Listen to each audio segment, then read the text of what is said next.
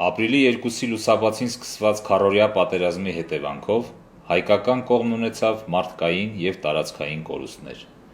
Մարդկային կորուստների մասին տեղեկությունները հայտնի են։ Հայտնի է նաև, որ մեր զինվորներն ու սպաներն աչքի են ընկել անօրինակ սխրագործություններով և պատրաստ էին հակահարձակման անցնելով ջախջախիչ պարտության մատնել հակառակորդին։ Սակայն քաղաքական ղեկավարությունը ոչ միայն 1994 թվականի նման կասեցրեց մեր բանակի հաղթական ընթացքը, այլև թույլ չտվեց, որ բանակը հետ վերցնի քառօրյա պատերազմի ընթացքում գրավված մի շարք կարևոր հենակետեր և փաստացի դրանք հանձնեց հակառակորդին։ Ողջամիտ մարդու տեսակետից ակնհայտ է, որ 21-րդ դարում այդպիսի աղաղակող փաստը թաքցնելը ոչ միայն հնարավոր չէ, այլև զավեշտական է։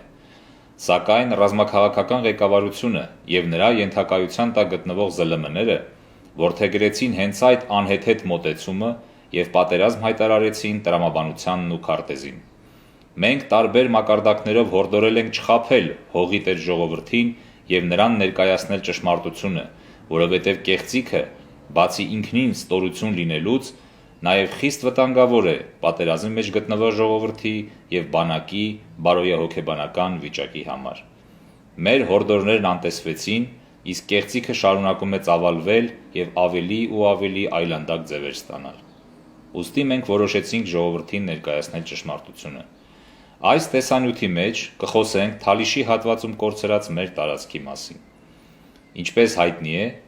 հակառակորդը ապրիլի 2-ի լուսաբացին մեծաքանակ ուժերով և տեխնիկայով գրոհել է Թալիշի դիմացի հատվածում տեղակայված մեր մարտական հենակետերը և, չնայած ծանր կորուստներ է կրել, ի վերջո հաջողել է գրավել դրանք։ Մեր բանակը հակագրոհով ազատել է այդ հենակետերի մի մասը, սակայն մի քանի հենակետեր մնացել են հակառակորդի ձեռքում։ Հայկական բանակի առաջխաղացումն արհեստականորեն կասեցնելու հետևանքով հակառակորդը ներկայումս սեպի նման մնացել է մխրճված մեր տարածքի մեջ, էապես դժվարացնելով այդ ենթաշրջանի պաշտպանությունը։ Այդ սեպը, որը ճակատով ունի մինչև 5,8 կիլոմետր, իսկ խորությամբ մինչև 2 կիլոմետր ձգվածություն և զբաղեցնում է ավելի քան 700 հեկտար կամ 7 միլիոն քառակուսի մետր տարածք, իր ծայրով հասնում է Թալիշ գյուղի վրա իշխող բարձունքին, ինչի հետևանքով գյուղը մասամբ հայտնվել է ուղիղ նշանառության տակ և վտանգավոր դարձել բնակության համար։ Այս պատկերը հստակ երևում է Ազատություն ռադիոկայանի տարածած հայտնի տեսանյութում։ Բոլորս ենք հիշում, թե ինչպես էին փորձում մեզ հանգստացնել, որ մենք կորցրել ենք ընդամենը 500 քառակուսի մետր տարածք, որից 300 քառակուսի մետրը հյուսիսում Թալիշի մոտ, իսկ 200 քառակուսի մետրը հարավում ջրականի մոտ, և որ այդ տարածքները ոչ միայն որևէ նշանակություն չունեն ռազմական տեսակետից, այլև մենք վերահսկում ենք դրանք։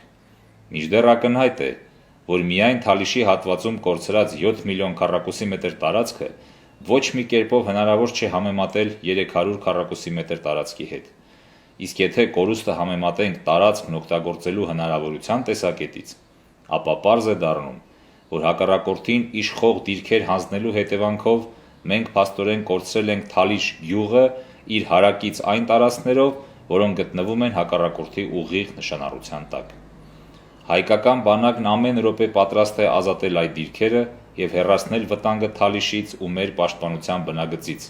սակայն հող հանձնող և ժողովրդին խաբող ռազմաքաղաքական ղեկավարությունը